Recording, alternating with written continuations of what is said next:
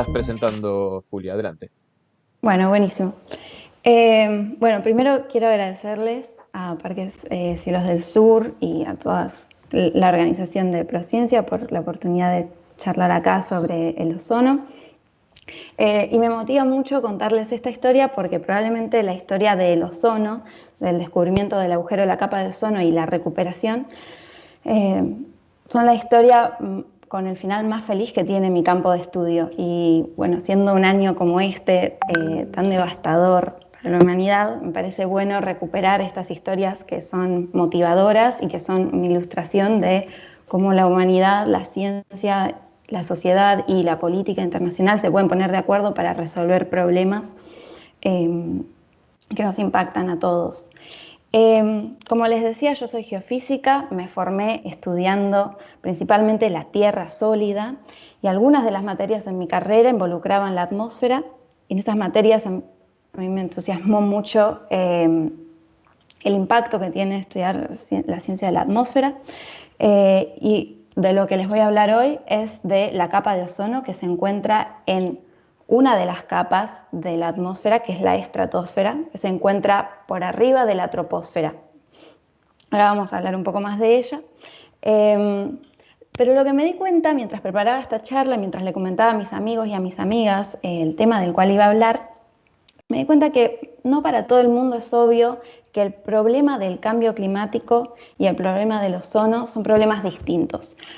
Porque no todo el mundo se ha puesto a investigar o porque no es un tema que se trate tan en profundidad o se haya tratado tan en profundidad en las escuelas. Entonces quiero hacer primero una diferenciación entre estos temas porque el problema del cambio climático tiene muy comprometida a nuestra generación, a mi generación y a generaciones más chicas que yo principalmente.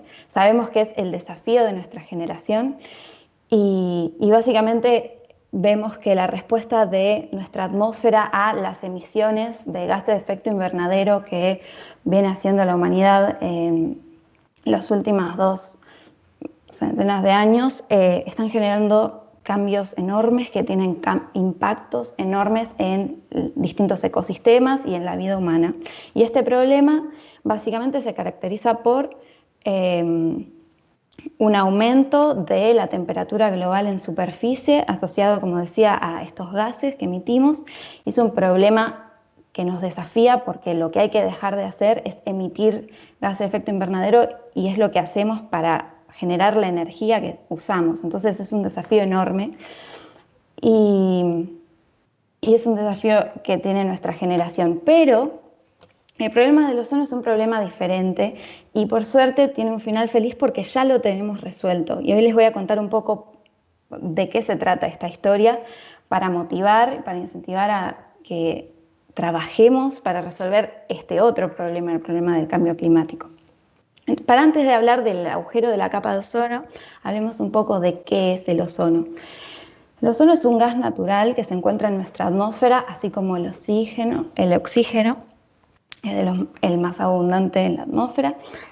Y la molécula de ozono es una molécula constituida por 3 átomos de oxígeno, como vemos acá arriba a la derecha.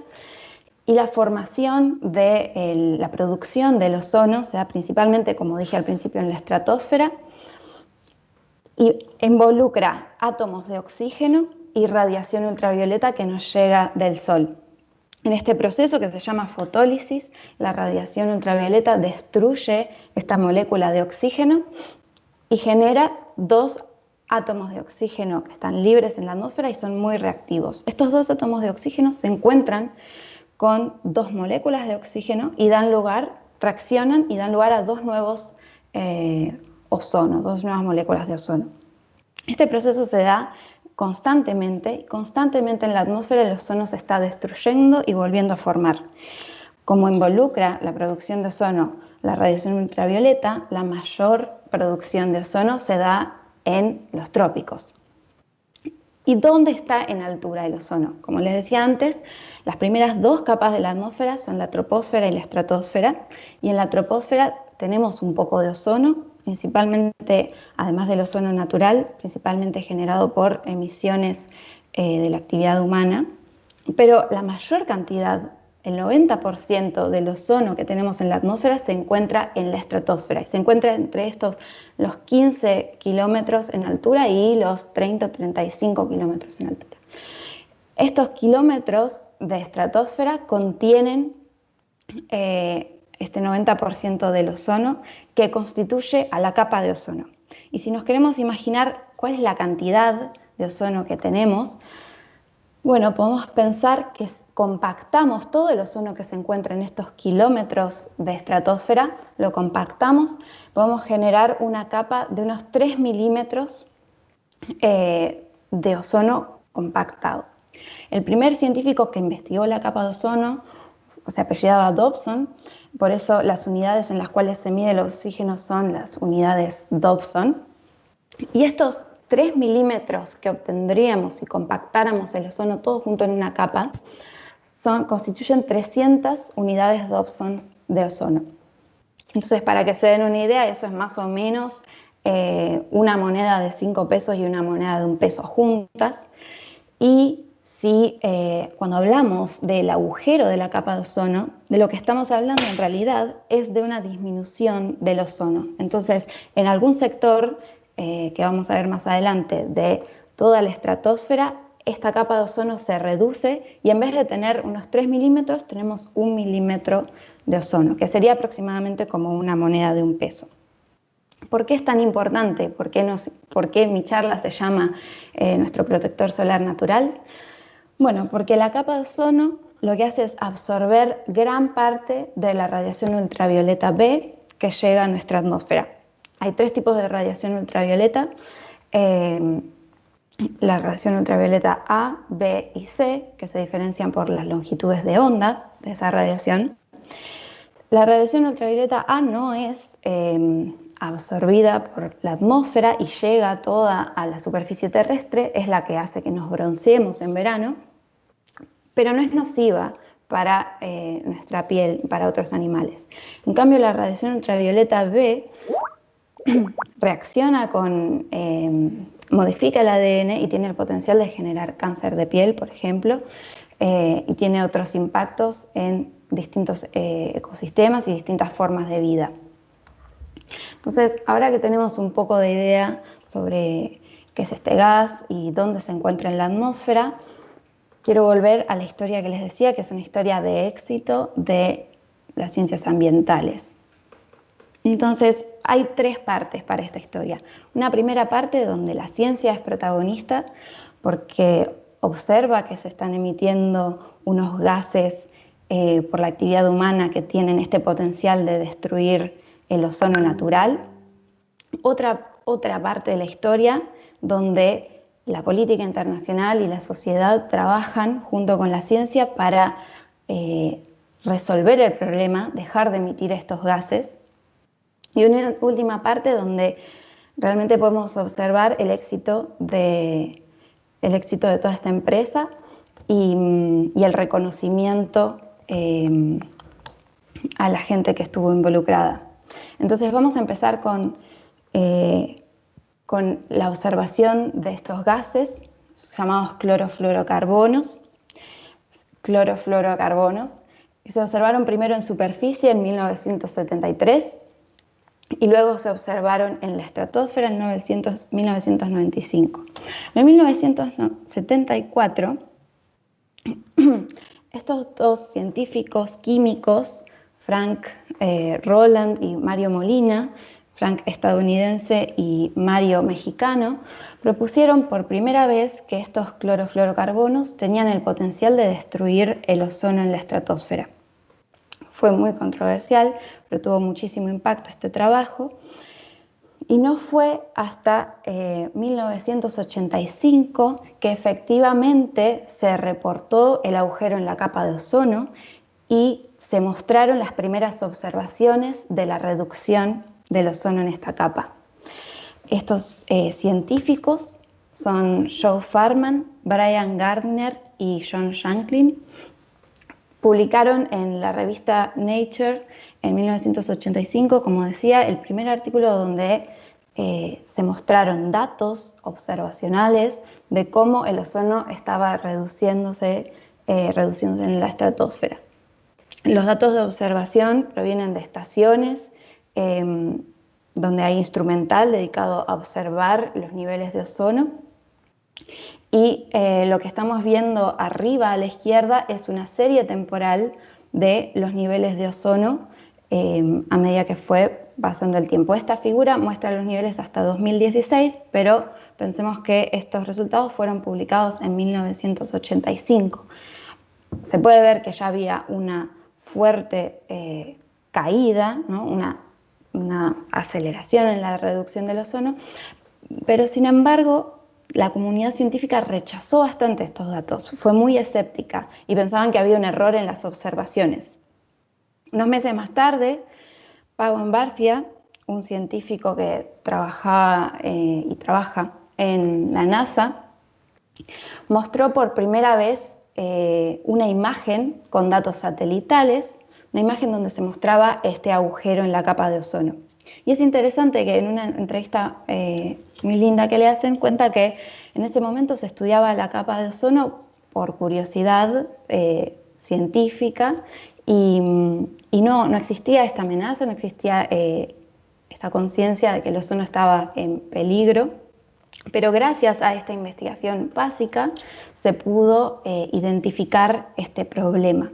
Esta es la primera imagen que generó este científico, es la primera imagen del agujero de la capa de ozono, y fíjense que el agujero está ubicado justo encima del continente antártico.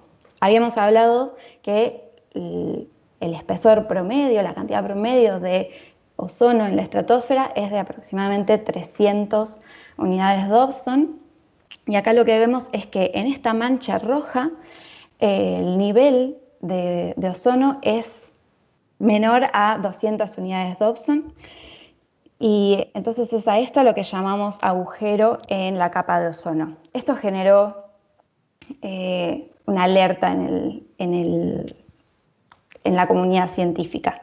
Pero antes de avanzar al protocolo de Montreal y a la solución propuesta por la política internacional, quiero explicar un poco por qué el agujero se encuentra acá, en la Antártida, y por qué no en otros lugares de la estratosfera, en otras regiones del planeta. Les voy a mostrar unos videos que se pueden bajar de la página de la NASA, donde hay muchísimos videos donde muestran la evolución del ozono en distintos lugares, en el hemisferio norte y en el hemisferio sur, en distintos años y en distintos momentos del año. Lo que les voy a mostrar ahora es un video donde vemos cómo va evolucionando el ozono a lo largo del año, en un año en particular, desde el principio del invierno hasta la llegada de la primavera. Entonces, como ven ahí, vemos que los niveles más azules y violetas indican menores cantidades de ozono. Entonces, cuanto más verde, más ozono presente en esta capa de la estratosfera, y cuanto más azul, menos ozono. Ahora lo voy a poner otra vez y vamos a ir viendo cómo va evolucionando. Esto es en particular para 1999. Vemos que estamos en julio y todavía hay un nivel más o menos estable de ozono, y a medida que vaya pasando el invierno va disminuyendo más y más este gas en la estratosfera, hasta llegar a octubre, donde tenemos los colores más violetas, ¿no? Y es el momento en el que la capa se reduce al máximo. Cuando llega el verano, volvemos a recuperar el ozono. Recuerden que les había dicho que nosotros tenemos la generación de ozono por una reacción entre el oxígeno y la radiación que nos llega del sol. Por eso que durante el invierno se va generando este agujero. Pero además, si miran con atención, pueden ver que hay una rotación del gas que va de oeste a este, girando, ¿no? Si lo pueden ver acá, desde el Pacífico hacia el Atlántico. Y eso es porque se genera en la estratosfera en el invierno una circulación de aire a la que llamamos vórtice polar estratosférico, y este vórtice lo que hace es aislar el aire que hay arriba de la Antártida, no solo el aire no logra mezclarse con aire que viene del trópico, sino que además el aire es muy frío en esta región. Y ahora vamos a ver qué impactos tiene eso. Pero entonces tenemos en mente que durante el año la cantidad de ozono va variando y que estas variaciones están asociadas a que esta región de la estratosfera está aislada del resto. Y ahora vamos a mirar cómo fue evolucionando a lo largo del tiempo la cantidad de ozono en este mes de octubre. Entonces ven, lo vamos a poner más lento. Vamos a poner más lento. Se puede ver cómo en octubre, alrededor de 1980, el agujero no era tan grande. Y a medida que vamos acercándonos a los 2000, este agujero empieza a ser cada vez más intenso. Ese año que vimos ahí es el 2002, que fue un año especial, pero fuera de eso vemos que el agujero está presente, pero llegado al 2019, a la actualidad, el agujero se está reduciendo. Y eso es porque estamos recuperando el ozono. Ahora les voy a contar por qué. Pero entonces, ¿por qué sobre la Antártida? Ya hablé de que el vórtice estratosférico aísla el aire, podría llegar a traer aire más rico en ozono del trópico, pero además, en esta imagen que estoy mostrando de fondo, no está acá por casualidad, estoy mostrando unas nubes muy especiales que se forman en el invierno en la Antártida, y se forman porque se alcanzan condiciones muy frías en la atmósfera, menores a 78 grados bajo cero, y con estas condiciones de temperatura se forman nubes con cristales de hielo que favorecen las reacciones químicas necesarias para que se destruya el ozono. Estas son nubes polares estratosféricas. Y este proceso en el que se destruye el ozono, como vengo diciendo desde el principio, involucra los clorofluorocarbonos, que lo que contienen son justamente cloro, y el cloro se separa de estos gases en estas nubes y reacciona con el ozono de esta forma. Lo voy a contar de forma resumida. Esta es una de las 3 formas en que se destruye el ozono, la que involucra el cloro. El cloro reacciona con el ozono para formar una molécula de oxígeno y una molécula de monóxido de cloro, y esta molécula reacciona con un átomo libre de oxígeno para formar una molécula de oxígeno y volver a liberar a la estratosfera un átomo de cloro suelto que vuelve a generar este mismo ciclo. Entonces, una vez que se desencadena la destrucción del ozono, es realmente un proceso que da una destrucción muy grande, perdón, escuché un ruido, una destrucción de grandes cantidades de ozono. Entonces, volvemos a la historia.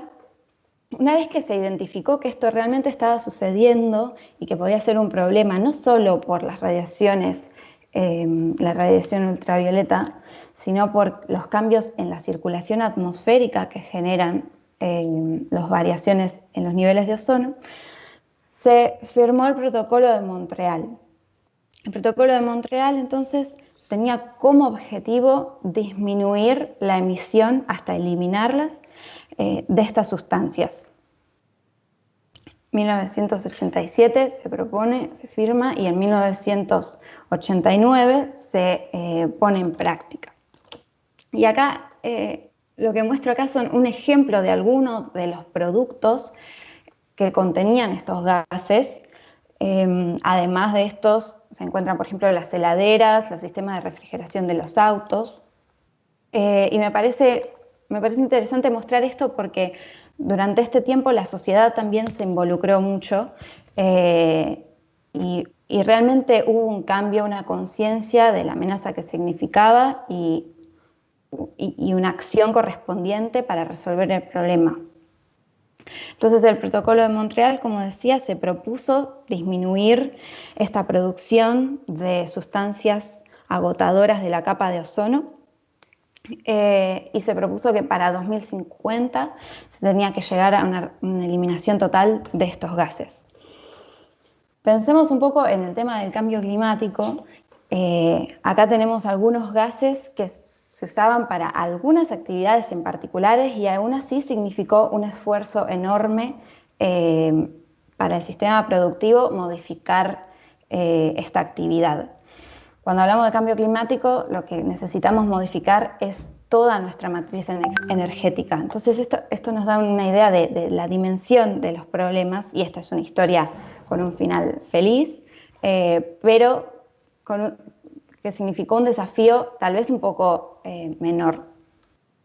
Entonces, bueno, lo último que les quería contar es que finalmente en 1995 le dieron el Premio Nobel de Química a Crutzen, que no lo mencioné antes, pero fue otro químico que propuso algo similar a lo que propusieron Molina y Rowland. Entonces le dieron el Premio Nobel a los tres. Y en 1987 llegamos a los valores máximos en la estratosfera de estas sustancias nocivas para la capa de ozono. Entonces podemos decir que efectivamente se logró reducir la emisión. Ahora hay un desafío.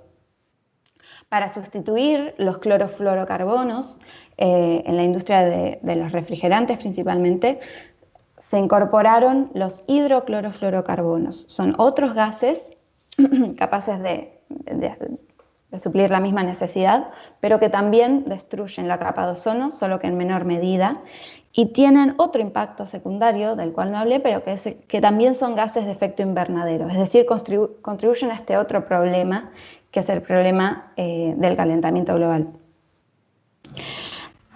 Otros gases que son también capaces de sustituir a los clorofluorocarbonos son los hidrofluorocarbonos. Estos son efectivamente inocuos a la capa de ozono, pero tienen un alto potencial para el calentamiento de la Tierra. Son gases de efecto invernadero muy importantes, y la idea es avanzar hasta a incorporar otros gases, los hidrofluoroolefinadas, que son gases que no son ni nocivos para la capa de ozono, ni gases de efecto invernadero. Entonces, para recapitular, y voy a aprovechar acá que durante la pandemia todo el mundo se hizo experto en mirar curvas, les muestro estas curvas que representan las emisiones de dióxido de carbono y los impactos en temperatura asociados. Entonces me voy a concentrar en estas dos curvas, la curva azul y la curva roja. La curva azul representa un escenario en el cual la humanidad logra dejar de emitir gases de efecto invernadero, y en este escenario la temperatura no es que baja, porque estos gases perduran, tienen larga vida en la atmósfera, pero se mantienen en los niveles, en un nivel no tan crítico. Y el escenario rojo es un escenario en el cual no modificamos en absoluto la tasa de emisión, y en este escenario alcanzamos niveles, un calentamiento en la superficie global de aproximadamente 4 grados, que tiene implicancias muy grandes en cambios en la dinámica de la circulación atmosférica, cambios en el ciclo del agua. No es el tema de esta charla, pero es un escenario bastante dramático para la vida en la Tierra. Por otro lado, el problema del cual les hablé hoy involucraba como gas emitido por las actividades humanas a los gases que contienen cloro, con el potencial de destruir el ozono. Y lo que vemos es que sin el protocolo de Montreal habríamos tenido este escenario de emisiones para estos gases, pero por haber tenido el protocolo de Montreal estamos experimentando esta curva roja, en la cual vemos que estas cantidades están bajando rápidamente. La consecuencia es que en el ozono, después de esta rápida caída en los niveles de ozono, estamos observando una lenta recuperación. No hemos alcanzado todavía los niveles que teníamos de ozono anteriores, entonces tampoco podemos decir científicamente que efectivamente se está recuperando, pero es lo que muestran las tendencias de las observaciones. Entonces, bueno, espero que les haya resultado interesante esta historia. A mí me resulta muy motivadora. Estoy estudiando cambio climático y estoy todo el tiempo pensando en la gravedad de este asunto, y esta historia me resulta muy motivadora. Me parece que ni la ciencia, ni los políticos, ni la sociedad solos habrían podido resolver este problema, pero que si trabajamos en conjunto podemos resolver estos problemas que nos impactan a toda la vida en la Tierra. Entonces espero que les resulte tan inspirador como a mí. Y bueno, muchas gracias. Dejo un rato para preguntas. Gracias, Julia. Les comentamos a la gente que está mirando la transmisión que puede hacer sus preguntas a través del chat de Facebook, de YouTube y de Twitch. Mientras las preguntas llegan, yo quería consultarte algo que es respecto de, vos mencionaste el vórtice estratosférico que se produce, bueno, en el hemisferio sur, que es una situación que favorece la formación del agujero en la capa de ozono, porque, bueno, se producen esas nubes frías que mencionaste y demás. ¿Eso no Sí. pasa necesariamente en el hemisferio norte? ¿No hay condiciones similares para que se produzca ese vórtice allá arriba y el hacia arriba? En el norte una situación parecida a la que se produce en el hemisferio sur. Bueno, esa es una muy buena pregunta. En el hemisferio norte también tenemos, o sea, es bastante simétrico en ese sentido. En el hemisferio norte también tenemos esta circulación, este vórtice estratosférico, pero en el hemisferio sur este vórtice es mucho más fuerte. Está asociado justamente a la distribución de temperaturas, como nosotros tenemos en el hemisferio sur a la Antártida, y tenemos un hemisferio cubierto más por agua que por tierra, a diferencia del hemisferio norte. El vórtice es más fuerte, entonces hay una mayor aislación térmica y de aire. Entonces, durante el invierno, efectivamente, en el hemisferio norte también observamos una reducción del ozono, porque, por eso insisto en que el ozono tiene un ciclo estacional, y durante el invierno en ambos hemisferios es natural que el ozono se reduzca, pero por estas condiciones de temperaturas extremadamente bajas y por la formación de estas nubes, que estas sí no se forman en el hemisferio norte, tenemos un agujero tan importante. Entonces, los gases estos de los que vengo hablando se distribuyen por todo el planeta, pero por la presencia de estas nubes se posibilitan las reacciones en cadena que disminuyen el ozono con esta intensidad, con esta magnitud. Julia, el tema es estacional, atento a que cuando comienza el día, en la Antártida, o sea, después de la primavera, estas nubes estratosféricas empiezan a disolver y a dejar en libertad lo que contienen, que justamente el cloro. actúa con el ozono, ¿no? Claro, y empieza a intervenir en las reacciones la radiación solar que llega una vez que cambiamos de estación y pasamos de tener noche a tener día en la Antártida. Está bien. Hay un mensaje, bueno, Juan Pablo dice que muy interesante la charla, pero es lo único que tenemos por ahora en los chats. Una consulta más que tiene que ver con, tal vez es una cuestión más política, digamos, pero la comunidad internacional más o menos se puso de acuerdo en reducir los emisión de gases que favorecían destrucción de capa de ozono, gases de refrigeración, gases de aerosol, propelentes, etcétera, bastante rápidamente, digamos, mucho más rápidamente de lo que está resultando el tema de ponerse de acuerdo en la liberación en la reducción de emisión de dióxido de carbono. Eh, Yo me imagino que hay un tema ahí que tiene que ver con producción, con riqueza y demás, pero ¿hay algún tema que esté eh, faltando, digamos, para que la comunidad internacional no se ponga de acuerdo tan rápidamente como lo hizo con el otro, con el tema del capa de ozono? Claro. Bueno, como decía, este es un ejemplo que es motivador porque la comunidad internacional se puso de acuerdo muy rápido, si vemos, se puso de acuerdo muy rápido. Eh, pero el cambio en la producción, que significó dejar de emitir este tipo de gases, impactó ciertos productos, ¿no? Ciertos consumos, principalmente relacionados con la refrigeración, y existen estas alternativas que mostré aquí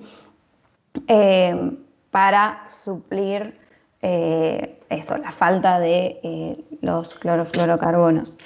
La diferencia con el problema que tenemos con los gases de efecto invernadero es que toda nuestra matriz energética está basada en la quema de hidrocarburos, una gran parte. Entonces, esa es hacer este cambio implicó hacer un cambio en algunos elementos de la producción, pero hacer el cambio necesario para dejar de emitir gases de efecto invernadero implica prácticamente una nueva revolución industrial donde la matriz energética sea otra y sea principalmente basada en energías renovables. Y eso es muy difícil de hacer porque tenés toda una industria, toda una tecnología que cambiar. Entonces implica una gran inversión Claro, por parte de los países. en cambio es mayor, tenés razón. Eh, Mira, tengo una... y una Ah, pregunta más, sí. sí. Adelante, Armando. ¿La viste la de Duca? No, adelante. No, en este momento la saqué y no la estoy Ah, leyendo. acá la tengo. Sí. Sergio Duca desde YouTube está preguntando: ¿qué diferencia en el avance debido a la pandemia que frenó la dinámica industrial mundial? Me imagino que es el avance de reducción de capa de ozono. Bueno, todavía no se puede afirmar, todavía no hay registros al menos en la capa de ozono, hay que hacer observaciones más largas para poder afirmar y atribuir. Sí, seguro se está diciendo que se ve el impacto en la disminución de la emisión de gases de efecto invernadero, pero la capa de ozono no. Hace poco estuve en una charla con una especialista y todavía no se puede afirmar, eso es lo que dicen. Como que no hay datos todavía. Todavía no hay una serie de datos y un análisis riguroso de los mismos como para afirmar eso. Bueno, ok. No veo que haya otras preguntas. No sé si Armando, vos tenés algo más que comentar con Julia. No, agradecerle a Julia la participación. No será la primera y última vez, sino que seguramente estaremos en contacto. El tema es sumamente interesante y bueno, estamos encantados con su disposición a colaborar, de modo que muchas gracias Eso y quiere bueno, decir que sonaste, Julia. Me van a tener de contar. Es un placer, la verdad que les agradezco mucho la oportunidad y me encanta todo lo que hacen, que estuve viendo. Así que bueno, y espero que cuando volvamos a la presencialidad nos podamos encontrar y hacer algún evento. Seguro que sí. Bueno, Julia, muchísimas gracias. Que estés bien. Bueno, Vamos a un pequeño video y vamos al siguiente invitado. Gracias.